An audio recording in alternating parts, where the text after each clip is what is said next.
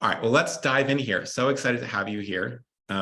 We are going to talk today about one of, I think this is going to be sort of one of the most interesting sessions we do all year. And you'll probably leave here with a bunch of new questions as well as a bunch of new answers. So really excited to dive in. We put a ton of work into the right research and building this presentation. But we also really learned a ton along the way. And so we're really grateful to have this opportunity to share it with you.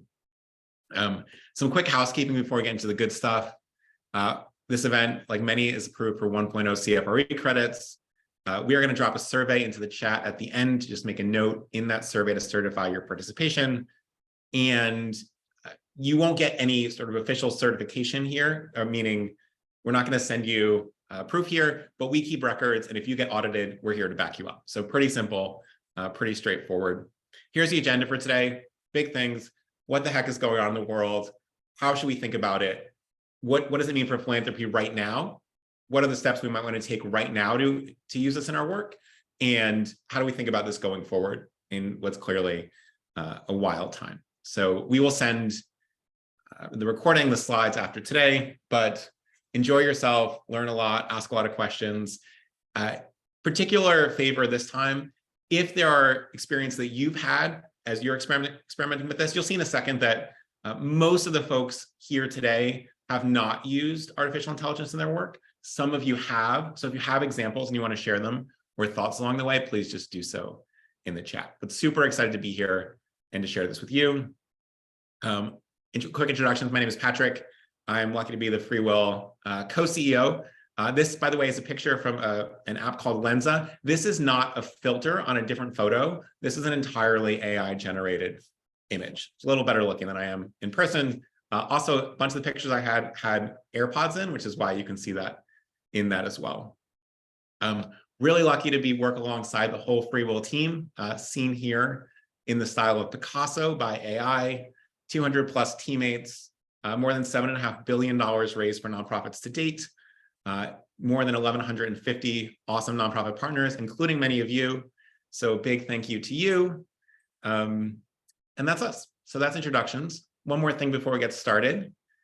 Before this, in the last week, I asked a bunch of smart friends, what is the book that you would give someone who knows nothing about AI to really help them understand how this stuff works in a way that's enjoyable, digestible, and mostly fun to read, right? And got a few recommendations. And the one that I selected for you is the book by a guy named Jeff Hawkins called 1,000 Brains. And it's a sort of overarching theory of intelligence, which obviously has deep implications for how AI works. So like often, we are going to send this to folks on the call. We'll send this to 20 of you. At the end of the session, just make a small note in the survey, add your address so we can figure out where to send it to you, and we will select 20 folks and send it to you. So pretty cool. I hope you enjoy that. I actually haven't read it. Most of the books that we give away I have read and I love. I've ordered this. I'm very excited to read it with you. So hopefully in the next 2 weeks when we come back, you'll have read it, I'll have read it, and we can talk more about it. All right, so a couple more things before we get into the really fun stuff. We asked you how your week is going.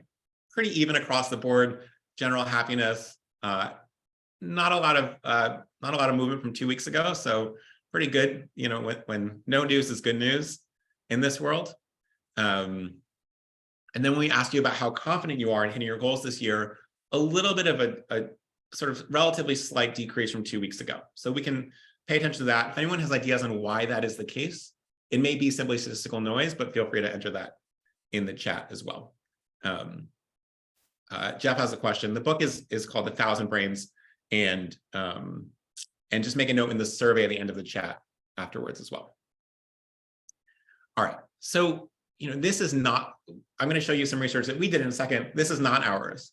But when nonprofits are asked about how they feel about AI, 73% of nonprofits, meaning nonprofit professionals, believe AI innovation aligns with their beliefs. 75% believe it will make their life easier. 83% said there should be an ethical framework in place before AI adoption. We'll see if that happens. And then when we asked you all, right, the folks who are joining today, do you already use some form of AI in your work? A bunch of people said, I'm not sure. about 1 in 10 said yes. So if you're that 1 in 10, we really want you to be active and share your experience today. Some of you said in my free time, but not at work. And then most of you said, no, I don't use this at all. We asked you if you're familiar with ChatGPT. 7% said, yeah, I'm a 5. I know it. I could teach this part. A third said not familiar at all. 2 said, I sort of heard of it. I'm not really sure what to make of it. And then more folks are in that middle 3 and 4 region. So that's where we are. If you've used it, so this is a much smaller subset. If you've used it, use it in your personal life. And a third of you said yes. Other 2/3 said no, only for work. Right. So that'll be interesting to see. I'd love to, we're going to run this, probably run a similar session in 4 months and 6 months, depending on how quickly things move. And it'll be interesting to see how much this changes. And then we ask you, what, if any, is your greatest concern regarding AI? And you can see, obviously, these add up to more than 100 because people can select more than one, but ethical concerns at the top of the list. Privacy concerns, impact on jobs, too confusing, little general anxiety, all of that happening as well. All right, so let's dive in now. So a closer look at artificial intelligence.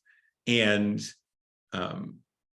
well, we'll just dive in here, right? So the definition, shared definition here, the science and engineering of making intelligent machines, right? That's what we're going to talk about when we talk about AI. Now, let's put this in a little bit of context. Bill Gates, not one prone to hyperbole, said the development of AI is as fundamental as the creation of the microprocessor, which was obviously the core behind personal computing, the personal computer, the internet, and the mobile phone, right? As fundamental as these shifts. Sundar Pichai, the CEO of Google, again, not one to exaggerate, said AI is one of the most profound things we're working on as humanity. It is more profound than fire or electricity, right? So that's how the CEO of Google thinks about this technology, right? More profound than fire or electricity. There was also a report, a new research paper that came out just 5 days ago, that said 80% of the US workforce could have at least 10% of their work affected by the introduction of GPTs, meaning we'll talk about about that in a second, but that is AI, while around 20% may see at least 50% of their tasks impacted, right? So really, really meaningful shifts. And so how did we get here? How did this happen? Well, let's talk about a short history of AI. So in 1950, a gentleman named Alan Turing publishes Computing Machinery and Intelligence and develops what's called the Turing test, which is something you'll hear more and more as we cover AI. The Turing test is basically, is a human able to distinguish between this machine or if it's another human, right? That is the Turing test.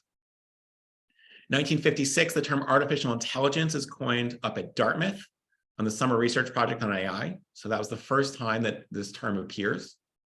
In 1963, the AI lab at Stanford is started. In 1966, though, the government cites little progress on machine translation, which was one of the big early thoughts that AI was going to play a big role in, leading to the termination of all government-funded machine translation products.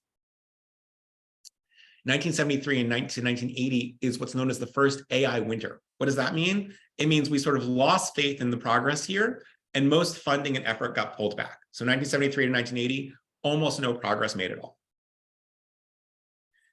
When we look at 1982, then, Japan launches a project to develop a platform for AI development, and the US says, wow, we have to catch up. So in 1983, the US responds by funding a strategic computing initiative to focus on advanced computing and AI. 1987 to 1993, there's not a lot of success here. And so you have a second version of what's called the AI winter, meaning we don't believe this is going to happen. We're not going to invest in it. We're not going to put a lot of effort in. But in 1997, after a bunch of research by IBM, many of you will remember this. The Deep Blue beats Garry Kasparov, widely seen as one of the best, if not the best, chess champions in the world, chess grandmasters. And this was the first sort of aha moment for a lot of the population, right? This was one of the first widely seen implementation of artificial intelligence where it surpassed not just a normal human, but the single best human on the planet at this one skill, which was chess. In 2005, Stanley, a self-driving car, wins the DARPA challenge. DARPA is part of the defense portion of government. And the US military starts investing in military robots, like something called Big Dog. 2008, voice search starts to happen, and some of this voice implementation technology is really taken off on the iPhone. 2011, many of you will remember, maybe you watched this live, IBM's Watson wins Jeopardy, and Apple releases Siri. Really big moments. 2012, Google creates a 16,000 computer neural network that, among other things, not only to do this, teaches itself to recognize a cat. 2015, the autopilot feature of Tesla, one of the next sort of big wow moments for a lot of people, comes into play. 2016, the first robot citizen, Sophia, is created and is given a passport by the Kingdom of Saudi Arabia. Some of you will remember that. 2020, OpenAI releases GPT-3, although not in chatbot form, right? So these are some of the big milestones we've seen across time, which leads us to this fascinating moment that we're in right now. So the release of ChatGPT in November of last year, only about 4 months ago, marked a turning point in modern technology because, to an even greater degree than Watson or Deep Blue, this is the first time that many humans got to see and interact with such sophisticated artificial intelligence. And so it's just incredibly eye-opening to people across the globe, across the political sphere, across the technological adoption curve, and so on. ChatGPT reached 100 million users in just 2 months. It is among the fastest adopted products in the history of the world. I mean, that's pretty remarkable. Google leadership called what they called a code red, meaning this is the biggest threat to our search business that's existed in decades. And what leads us to today, right? So right now you have Google, Microsoft, Salesforce, tons of other tech giants now pouring billions of dollars in money and resources and attention into artificial intelligence, as is a ton of money in venture capitalists, as is a bunch of scrappy people around the world trying to figure out what can we do with this and how do we make it even better, even faster.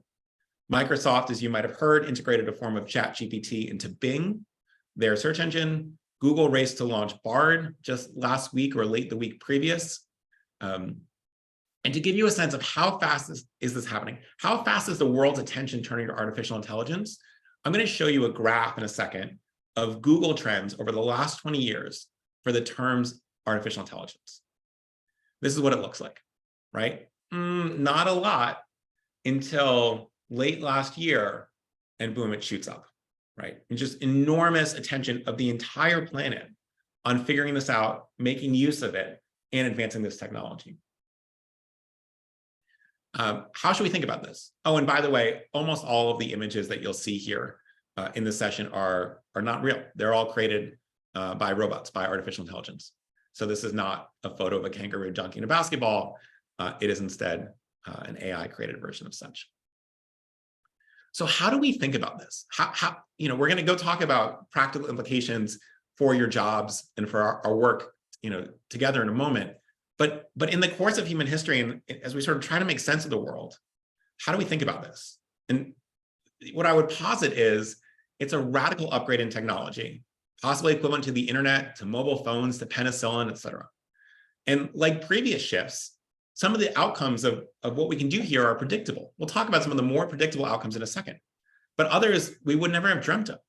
And just as an example here, right? So we'll start with one of the earliest inventions, which is the discovery of the ability to create fire. And you might think, this is going to be great. It's going to keep us warmer, right? It's a pretty obvious consequence of being able to create fire. We'll be able to sort of huddle around in cold nights and just be warmer than we would otherwise. That's good. It's not obvious that the discovery of fire would have led to the combustion engine, which would have led us to rocket ships in outer space. And yet that's sort of a purely linear outcome, right? And obviously, it took a long time, but that's the result of the creation of fire led to all these other things. In a more modern world, you might think of the invention of smartphones, right? And you might say, okay, well, maybe now I'll read the news on my phone instead of on paper when I'm walking around. And maybe I won't need a newspaper. It wasn't super obvious, but you could have inferred that pretty easily. What might not have been obvious is the collapse of the taxi industry. This is a direct result of the creation of smartphones and the ability to GPS locate, call an Uber, call a Lyft. And that industry, over the course of 5 or 6 years, totally collapsed in a lot of major cities.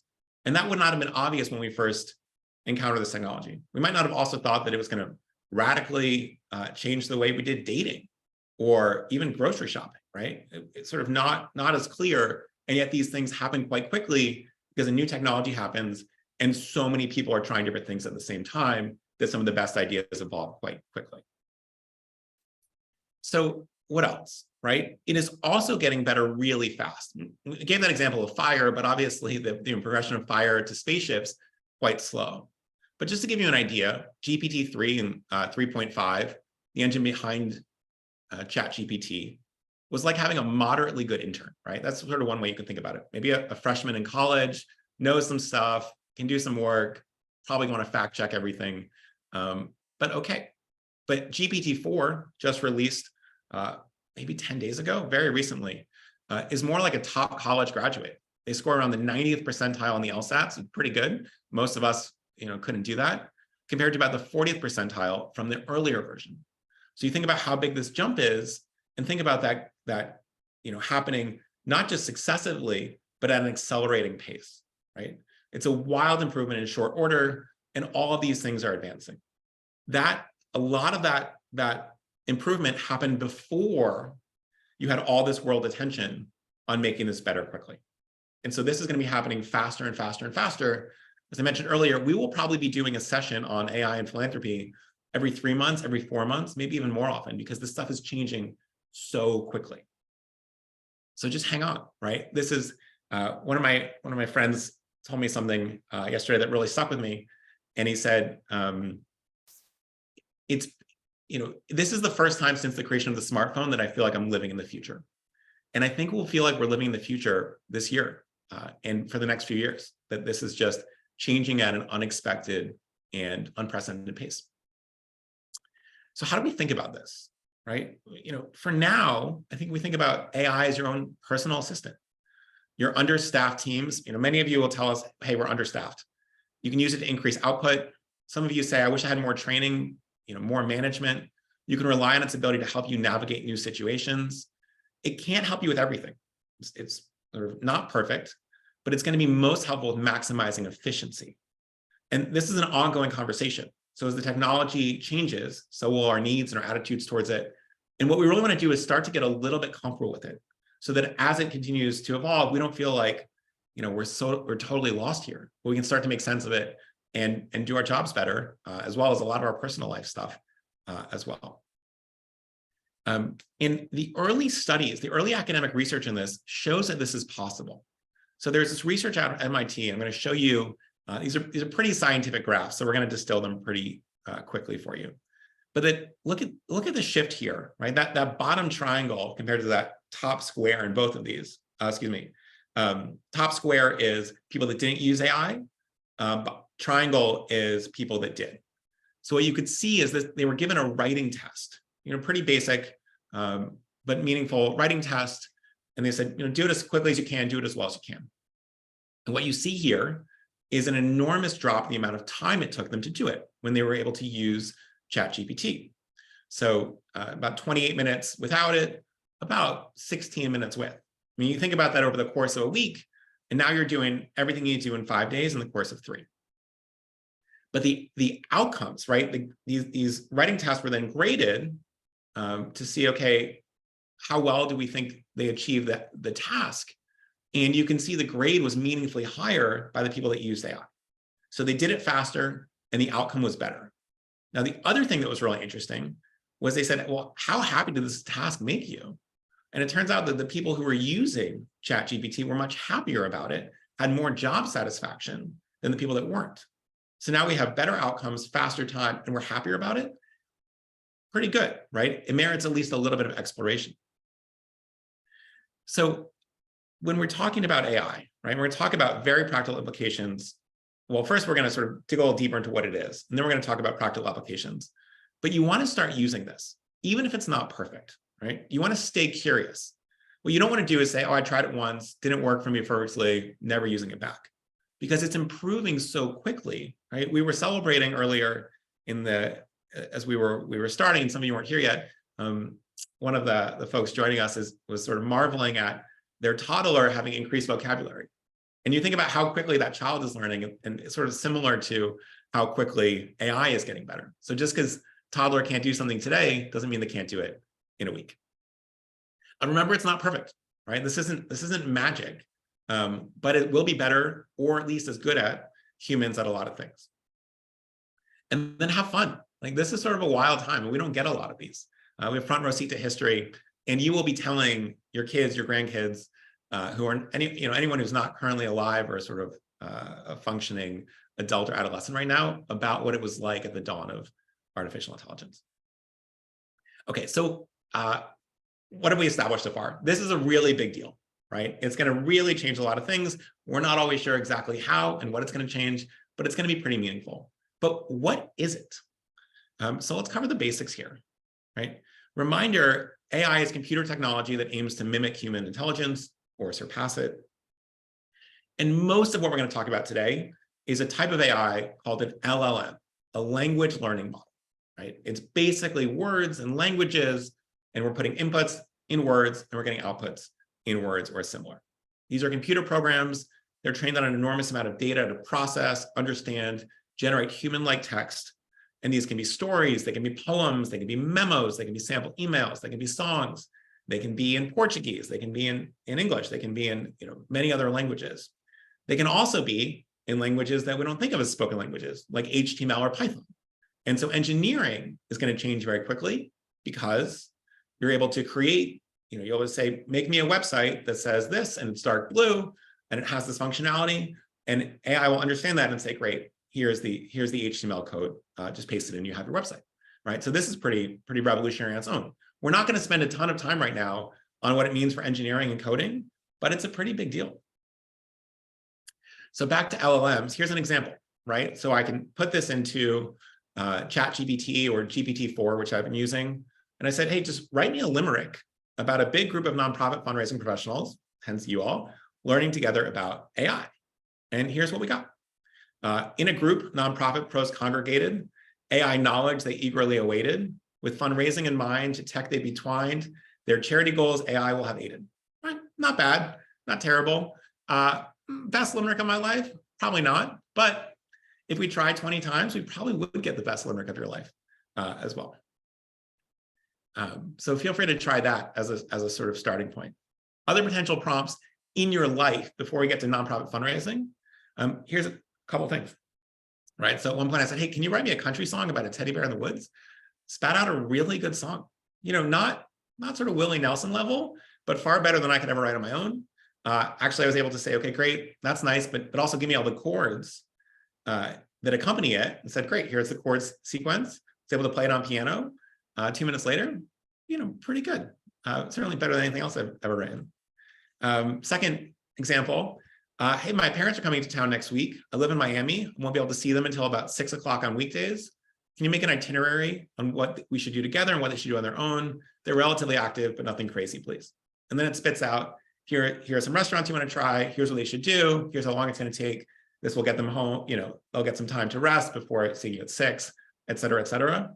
Super, super impressive. Other things we've done is I'm trying to plan a 7-course meal for 4 friends. I want it to feel fancy, but I don't want it to be too time intensive or costly. Someone can't eat soy. The other one doesn't like tomatoes. Make the whole menu, give us the recipes, right? Pretty simple. You could even say also print out the shopping list. All these things take about 30 seconds each. So pretty remarkable. Second type, which we're going to talk a lot less about today, but you all have been seeing these photos on the right here. And what we can call an AI art maker exists also. So beyond language, AI can create images, videos, music, etc. Examples include tools like DALL-E, which you can go check out later, which allows the user to type in a request and creates a realistic looking imagery that matches. As an example, the prompt is, can you make a photo of an armchair that looks like an avocado? And that's what this makes, right? This doesn't exist in the world. Can't buy this armchair. And yet we have this pretty realistic looking photo, all created by AI. Similar technology for video is rapidly evolving. So soon you'll be able to say, make me a video of a panda saying happy birthday to my friend John while standing in the middle of Washington, DC, or something similar. And I actually think this video creation AI is going to be really exciting and important for fundraisers. I mean, think about how great it would be to send a custom video to any major donor prospect, to any mid-level prospect, to someone you just met, but you want to get them more involved, right? And that'll be really interesting, right? Humans sort of interact with video and feel video in a different way they feel text. Also, feeling personalized video is going to be a real wow moment for a lot of supporters and donors. And so this is going to be a really good thing. It's also going to be a good thing to train some of your newer folks, right? You can sort of give them an avenue to interact with, a whole new concept or something else in video. It's pretty exciting. Adobe Firefly is one of the projects that's working on text-based video editing.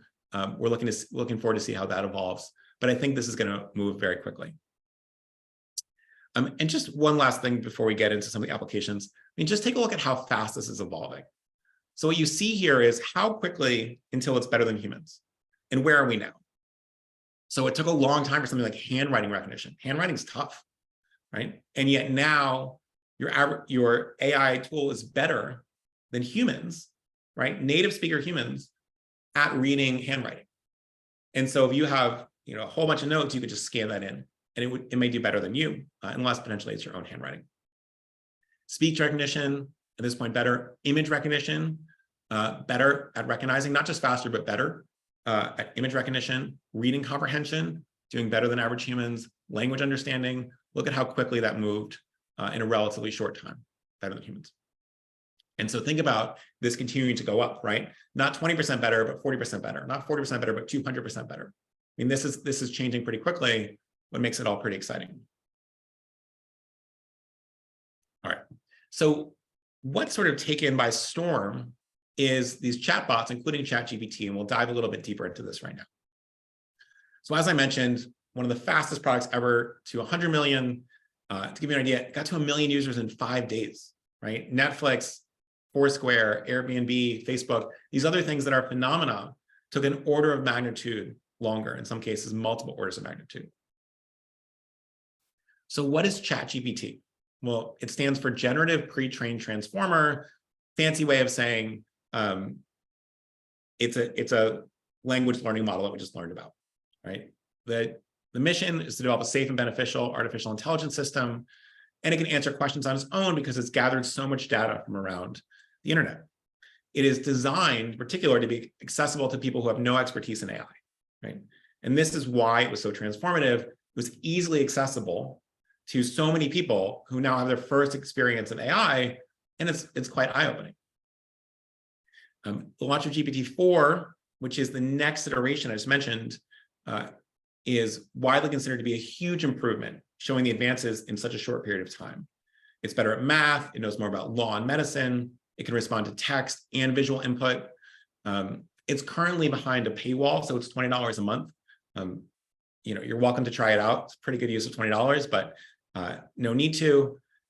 ChatGPT still has the backend, that's the earlier version. The other thing you can do actually is you can get it for free through Microsoft by using Bing, although somewhat annoyingly, you have to download Microsoft's browser, which most of you probably don't have, called Microsoft Edge. But you can download Edge and then use Bing and ChatGPT through that at no cost. So feel free to explore it that way. Still has limitations, right? So ChatGPT and GPT-4 are only trained on events before 2021. So any knowledge after is limited. This is not true of the Bing version, by the way. So if you're using Bing, you can say, hey, summarize what happened this week in American politics in Ukraine, right? Tell me what baseball player had the best opening week. You have to do this next week, but that's all on the table. It can generate inaccurate data, right? So we want to make sure that we're not treating it as sort of total work, but instead now we're editing and we're fact checking instead of doing all the work ourselves. These errors are often called hallucinations when you're presented with false information that seems coming from ChatGPT as an authoritative truth, which is why it's really important for us to be running quick fact checks when doing this. GPT-4 is both in my own experience and widely considered to have fewer inaccuracies, but it doesn't mean there are none, right? So we're still going to do some double checking. Our guess here is that these are going to slow down over time in terms of number of inaccuracies. All right, so let's dive in here, right? That's all the stuff that's happening in the world, or at least a small portion of it, but some of the really big important things. So what does it actually mean for our work? And I sat down with GPT-4 and did a lot of different examples over the weekend and wanted to share one with you And this prompt, right? So this is what we typed in. It said, I am the director of development at the Vermont Land Trust, and I need a fundraising email I can send to 1,000 donors. I need to emphasize the Vermont landscape, remind them of its value. There should be a question included asking them to consider donating to support our mission. So what did it write out, right? We said, you can imagine giving this to your intern, to some of your staffers, to yourself. You can imagine what you might write. Let's take a look at what artificial intelligence wrote. And little warning, it's a long one. You can obviously give it word counts and that will help. But I want to read it because it's pretty good. Subject, help preserve Vermont's breathtaking landscape for future generations. And it even included this little leaf emoji. Dear donor's name, as the Director of Development at Vermont Land Trust, I'm reaching out to you today because you understand the incredible value of Vermont's picturesque landscape. Rolling hills, lush forests, serene lakes make our state a truly special place to live, work, and play. Our mission is to conserve this land for future generations, and we need your help. And then this is the paragraph that really impressed me. Have you ever stood atop a hill in Vermont, gazing at the vibrant colors of the fall foliage and felt a sense of awe? Or maybe you strolled through a tranquil meadow, listening to the gentle whisper of the wind and felt a deep connection to the lands. These moments are made possible by the tireless work of the Vermont Land Trust and supporters like you. We believe that every Vermonter should have access to these life-affirming experiences. By conserving our state's unique landscape, we not only protect its natural beauty, but also preserve its rich history, agricultural heritage, and the livelihoods of countless residents who depend on the land. Today, we're asking you to consider making a donation to support our mission. Your generosity allows us to continue acquiring and preserving critical lands, maintaining our state's rural character, safeguarding vital habitats for plant and wildlife. This is so good. I was reading this to a friend yesterday, and she said, "Oh, I'll give." She's never been to Vermont, but it's so good, right? And so it keeps going. The gift of any amount will make a difference. $50 could help protect a rare plant species found in one of our preserved areas. $100 could support efforts to maintain and improve public access to conserved lands. $250 could contribute to the stewardship of a small family-owned farm, et cetera, et cetera. Please take a moment to reflect on the value of Vermont's natural beauty and the memories you've made exploring its stunning landscapes. Will you make a donation today to help ensure these cherished places are protected for generations to come? And then donate button, right? This is all inserted from AI. Your contribution is an investment in the future of Vermont. On behalf of the Land Trust, et cetera, we're deeply grateful. Et cetera, right? I mean, wow, right? Reading this was sort of one of the times I've been most convinced that this is going to be a massive change. Kristen asked, how many times did it take to write this? This is our first shot, Kristen. No feedback, nothing else, right? This is first go, right? So it took me longer to read this out loud to you than the entire process of creating it. No typos. Other thing, by the way, Vermont, mostly English speaking, but I assume there's some French. Say, great, rewrite that whole thing in Quebecois, right? That could happen as well. So pretty wild. All right, so that's that. We're gonna talk a little bit more about other chatbots, but I hope you're feeling this like, holy cow, it was way better than I thought it was gonna be. Okay, someone said, go back. So here's what I did. This is the prompt.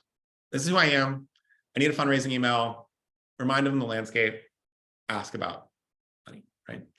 So yeah, we'll talk more about prompts in a second, but wild, right? All right, let's keep going here.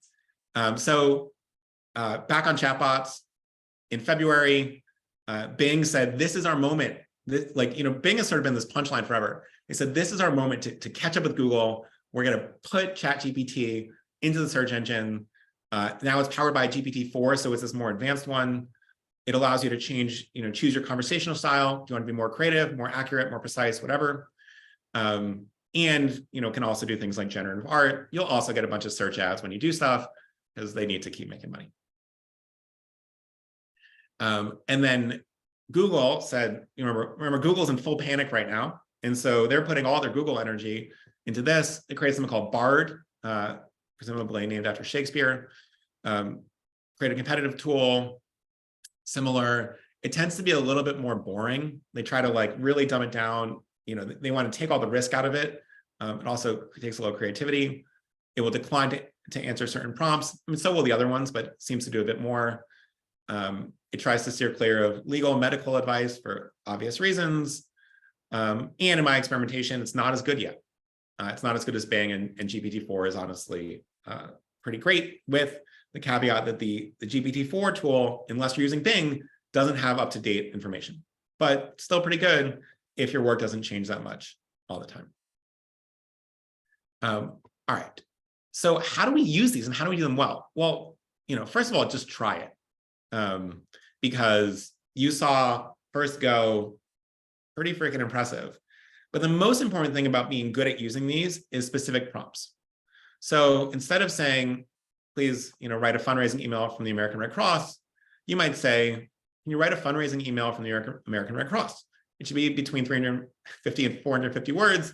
It should incorporate recent news about the disaster in Mississippi, as well as the impact we've had on previous disasters. The tone should be warm and convey urgency.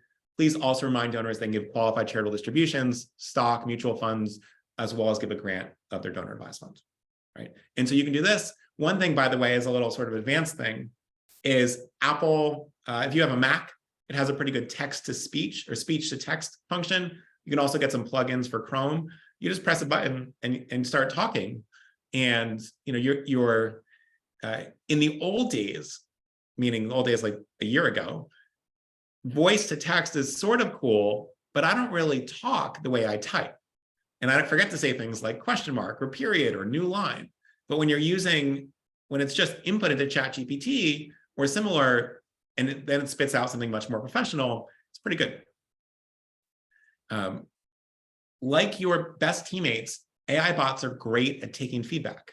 So let's say we got that email from the Vermont Land Trust. And we said, this is great, but it needs to be 100 words shorter. Just say, that was so good, but make it 100 words shorter. Or great start, but I need you to get to the donation ask a bit faster. Or make the first 2 paragraphs more urgent. Or this is great, but I'd like to see also 2 more versions, right? So we have that awesome email for the Vermont, but we'd say, great, I'm going to copy and paste it. I'm going to hold it on the side. I'm going to see 2 different versions, and then I'll pick my favorite. Or I'll go show a couple donors and see which is the most persuasive. So, my ability, I'm a pretty quick writer. I used to do a lot of professional email fundraising, and I can't write 5 drafts in 10 minutes. Probably write 5 drafts in 3 hours. It's faster than most people. But I can get 5 drafts in 5 minutes. Also, you might say, hey, please include the best practices that Dr. Russell James has written about for planned giving language, right? So you'd put that into your prompt. And now we're starting to use some of the social proof that Dr. James talks about, things like that. Pretty cool. All right, so pretty great. Let's talk about how we actually use this in our work starting right now. And very small note, look, fundraising is amazing, right? It's obviously a big passion of mine. It's a big passion of yours. The impact it's going to have in a lot of your organizations is radically beyond fundraising. Things like predicting trends. So global nonprofits are already using AI to predict poverty levels in different areas, pretty good accuracy. A health nonprofit launched a chatbot aimed at answering sensitive health questions. So you don't have, if you are nervous about something, you can talk to this bot instead of talking to a stranger. A humanitarian organization uses machine learning to eliminate language barriers in crisis situations. If you have an aid worker, maybe they don't speak Urdu and Swahili and English and Haitian Creole, but you can bring these bots and sort of talk in real time. One other thing I want to call out, on the topic of aid workers, this photo on the right is not real. It is also AI created, just in case some folks weren't sure about that. This photo is not a real photo, right? This is AI generated. Personal support. Khan Academy is now integrating AI to become a free personal tutor for every child on the planet. I mean, that's an amazing step forward in their work and ideally in everyone's lives. Yeah, good question. You can see that the hands are a little bit weird. Hands and faces tend to be a little bit off sometimes in AI art right now. All right, so how are we going to use this in our practice, right? We have the ability to start using this today. What might we do? First, we can write a lot better fundraising emails, right? So you can ask AI to write several first drafts for you, and then you're the editor, right? So that's the starting point. It's unlikely to be totally perfect, but it will get you a long way. Or you say, here's my email I already wrote. Please give me 20 compelling subject lines for it, and then I'll pick the best. You got to paste in your email. Rewrite this message to include requests for the most popular types of non-cash giving. Right? So you already have that. I'm not sure how to talk about retirement account giving. We're just going to plug this in. What else? You have several first drafts. Pick your favorite, edit it. Also, I've written this email, but just make it better, right? I'll be the generator, you be the editor. AI, make it more concise to the point. Or here's a blog post on our latest exhibition in the museum. Can you turn it into a fundraising email and ask people to support future exhibits, right? So all these things are very possible, and you'll be pretty wowed by the results. Insight 2, personalize for smaller groups. So you might want to write to a specific graduating class at your school, everyone who came to a specific event last year, parents of current 5th graders, people who live in a certain state about why a national issue matters to them particularly, right? So if you're working on climate change, there's a bill up in Congress, why don't you write, in a particular email to folks in Arizona, talk about the impact it's going to have there and the climate issues there, and do that 50 times, right? You would never dream of doing that with the staff you have. That might take you 2 hours to generate 50 states worth of emails there. And usually what happens, many of you know this, writing for different segments will result in better results. Trade-off is we don't really have the time to write 40, 50, 20, even 6 segments usually. So now we do. I want to give you an example here. Right? So new prompt, I'm the VP of Development at Georgetown. Write a fundraising appeal to the class of 1964, which includes examples of things going on in the world. And on our campus in the year of graduation, please keep it between 400 and 500 words. Also remind people about tax-smart, non-cash giving options. Right? So, and then this prompt, as you can imagine, you could even say, please do the same for every subsequent class over the next 20 years, and we'll spit out 20 drafts. So let's take a look at what it would write for the 1964 group. Subject line, celebrating the class of 1964, support Georgetown's legacy. Dear class of 64. As the VP of Development, I hope this finds you well. This year marks the 59th anniversary of your graduation, and we are grateful for the lasting impact your class has made on the Georgetown community, et cetera, et cetera, et cetera. In 1964, the world witnessed significant events that shaped the course of history. The Civil Rights Act was passed, the Beatles took the US by storm, President Johnson declared a war on poverty. Meanwhile, at Georgetown, your class experienced the construction of the iconic Lowinger Library. By the way, anyone that knows Georgetown knows it's a hideous building, but that's an aside. The establishment of the Center for Strategic and International Studies, the expansion of the university's international programs. Much like the world around us, Georgetown has continued to evolve since your graduation. Our campus now boasts cutting-edge research facilities, innovative academic programs, and a diverse student body that reflects our commitment to inclusivity and global citizenship. We are proud of our progress and dedicated to building on the strong foundation you helped create as students and alumni. To honor the legacy of the class of 1964 and ensure that future generations of Hoyas have access to a transformative Georgetown education, we invite you to consider making a gift. And it goes on, but I didn't put it all here. So pretty wild.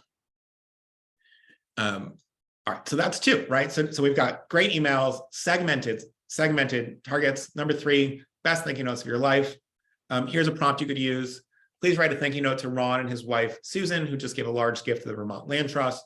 The couple are really into making outdoor experiences accessible to children, so emphasize that. The tone should be warm and happy without being too informal. Between 100 and 220 words is good, right? And what you notice is I can write in a super casual, not incredibly precise way, and it generates pretty good things. Please write a note of thanking Jim for his ongoing support of Don Bosco Prep High School. P.S. We're the one in Jersey because there's more than one. You got to tell ChatGPT. Take a few examples about from our website and local news about recent highlights that you might be interested to learn about. And this creates a really great, 200 word email you can send to Jim and say, Jim, we just won the basketball state championship. Our students placed really highly in a robotics competition. We just sent, 4 kids to Cornell, whatever. And pretty good, because you have all this information that's already available. And now this is just for updating and stewarding Jim. Number 4, getting smart about high impact gifts overnight. So what we hear from you is, I know non-cash gifts are so much better for me, so much better for the donor, all these tax benefits, but I get a little scared about talking about them. And so here's some other prompts you can use. I'm a major donor, I'm a major gift officer at Fordham. Tomorrow morning, I'm meeting with a wealthy donor. I'd like to share some information about giving stocks or mutual funds, why it's a win-win for us and the donor. But I don't feel really confident right now. Can you write up some talking points for me? And the talking points it spits out are really good. Or I'm the VP of fundraising at the Boys and Girls Club of Newark. I don't know anything about crypto, but a donor reached out about donating $400K in Ethereum. Can you give me next steps and any talking points I should use in my next conversation with her? Right? Think about your sort of expert mentor having this all the time. All right. Insight 5, reusing content quickly.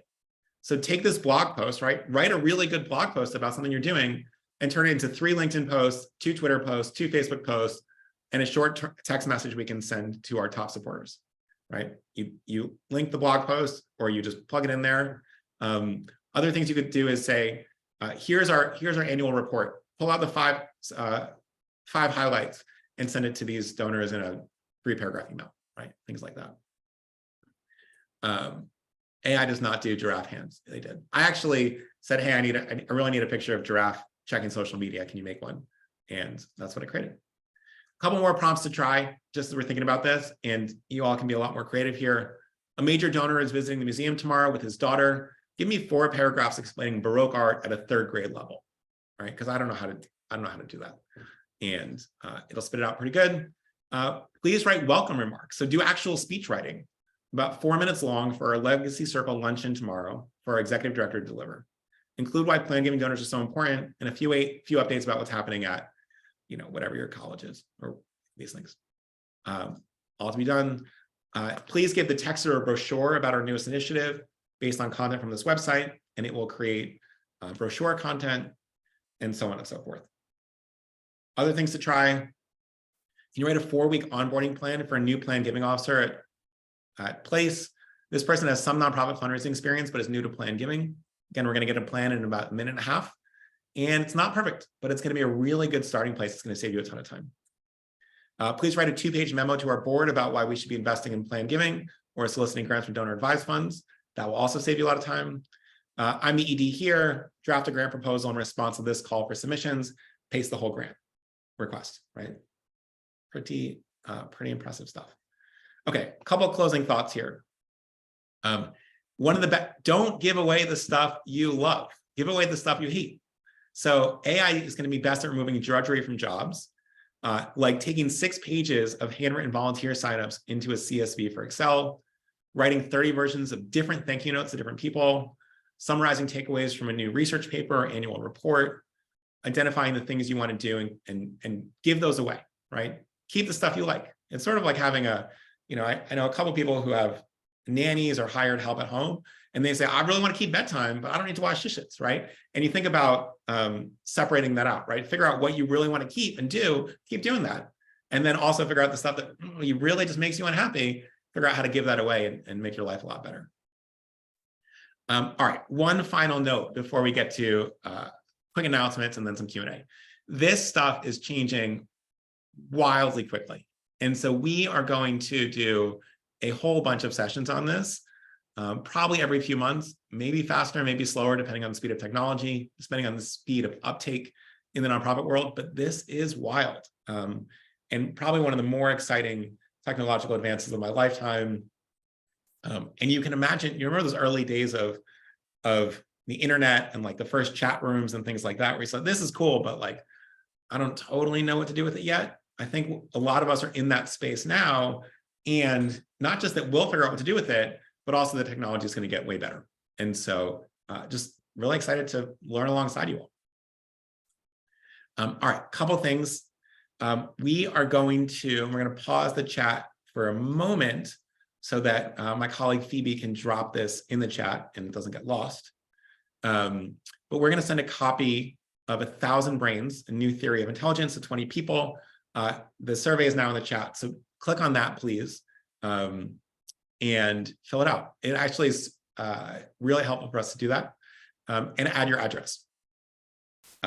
Before I continue, if you don't mind filling out the survey, because this is a totally new topic for us, We really would love to hear how it went for you, what was useful, what wasn't, what you want to hear more about next time, because we'll be doing this again soon. So you can do us a really big favor and a really big favor to everyone else here by giving your input. It should take about 60 seconds. Yeah.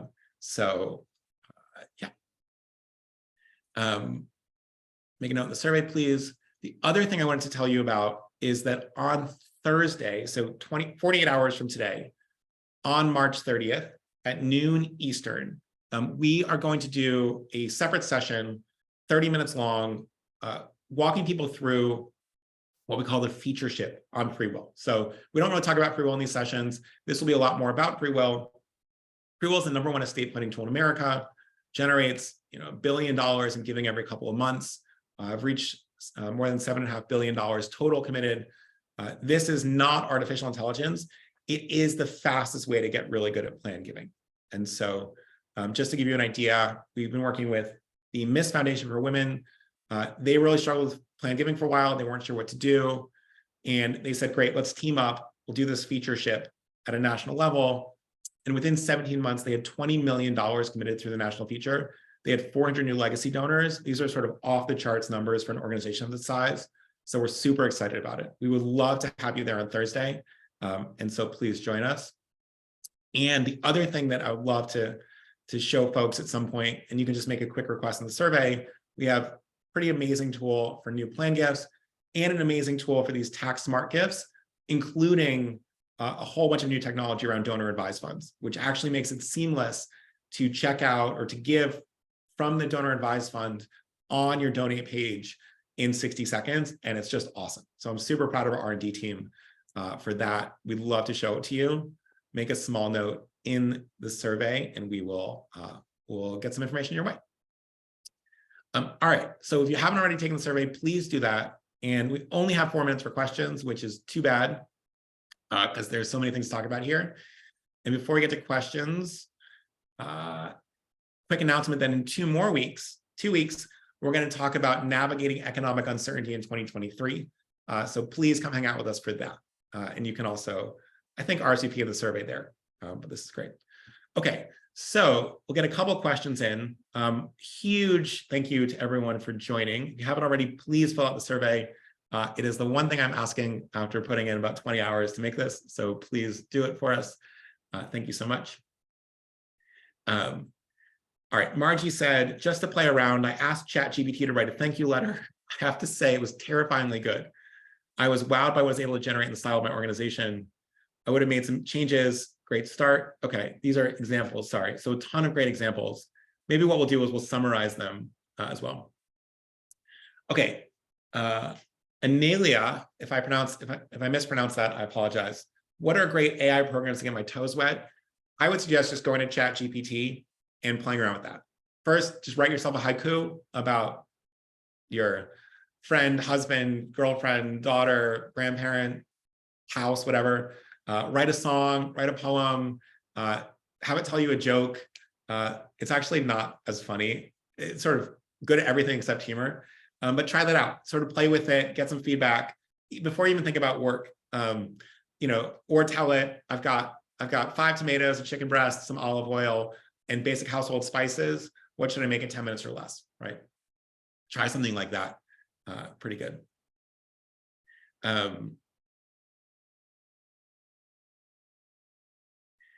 For those of us that are 20 years, this is Ben has a question. For those of us that are 20 years or more away from retirement, including me, probably, don't want our jobs to be defunct by AI in the next 5, what are the foundational limits of AI?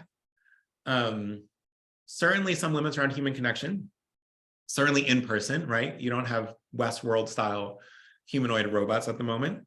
But my personal view, and this is just an opinion, is that the fear around job loss is overblown. And the reason is, let's say you're a major gift officer. Well, it is true that an AI could do portions of your job more cheaply than paying you. It is also true that over the next few years, you're likely to be able to raise vastly more money in your job with these tools as your assistant than otherwise. And so the value to you, to the organization that you bring alongside all the AI is so much higher than it used to be that it makes sense to not only employ you, but to employ more of you, because it just means we're going to be able to grow and get more revenue as an organization. So fundraisers in particular should be more prolific and therefore be a lot more valuable to the organization as well.